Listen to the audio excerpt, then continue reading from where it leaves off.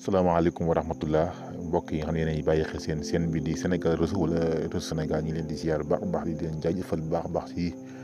bàyyi xel gi ak topp gi te dina ñëwaat wax leen naka ngay sensé sim ndax am na ñoo xam yu bëri loolu seen problème la dañuy yor ñaari pièces lu mu ne Tigo ak Orange Tigo bi moo am connexion ñu si connecté ba yàgg connexion ba jeex ñu dem feneen ñu dem jënd connexion si pièce Orange bi duñu xam nu ñuy def ba pièce Orange bi dox ndax boo taay doon ni fekkee da nga am pièce Tigo ak Orange nga am Tigo nga am connexion si pièce Tigo bi nga am connexion sa pièce Tigo bi nga connecté bu yàgg connexion bu jeex nga toog ay fan jënd connexion si pièce Orange bi déjà da ngay am boo taalee rek Orange bi moo am connexion waaye boo taalee données Orange bi du ñëw données Tigo bi mooy ñëw loolu la ñu bëri da leen di jaaxal. ñoo xam dañuy oublier sax di rocc pièce bi pour mën a am kii waaye loolu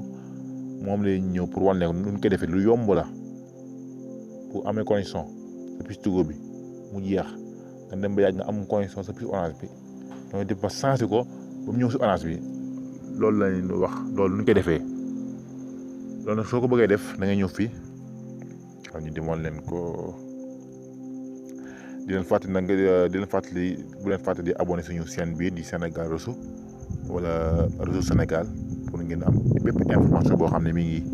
am fii kon day ñëw fii paramètre bu ñëwee paramètre téléphone boo mën a yor rek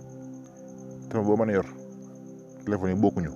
nga fexe ba ñëw connexion bu du connexion lu mu mën a kii indi bind na baax na nga fexe daal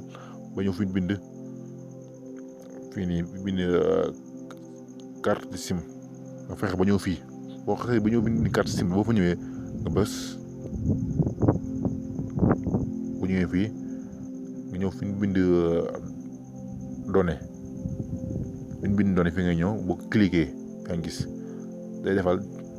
désactiver mooy da ngay fay connexion bi boo ilaa da ngay changer SIM bi pour boo xool 1 bi mooy Tigo bi soo bëggee connexion bi ñëw si Tigo bi nu may def si 2 bi la nekk saa nii soo bëggee mu ñëw si 1 bi damay ñëw bés 1 bi nga gis defee mu ne ma modifier mu ne SIM 1 bi va présenter être votre carte SIM pour les données mobiles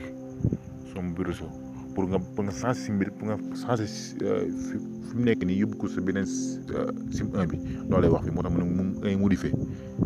mooy bés bi modifier ko xoolee mu cherche nga gis modifier le mode de réseau mu xool changé na kii bi si Orange bi la nekkoon léegi jëm na si Orange bi jóge na si Orange dem si Tigo bi léegi moo gis boo xoolee SIM 1 bi la def nii bu ko yóbbaat moom ne ko noonu ngay defaat rek nga gis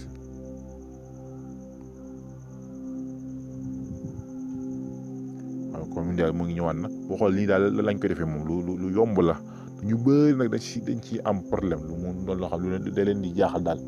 ñu am fii connexion bu jeex ñu bëgg a changé amal nga problème boo xam ne waaye ni lañ ko defee kon nag di leen wax ngeen di abonné suñu chaîne bi di Sénégal Réseau wala Réseau Sénégal yëpp lu xeetoog wàllum mobile rek incha allah rabbi dina leen ko defal fii incha allah fii seen chaîne bi jaa ngeen jëf.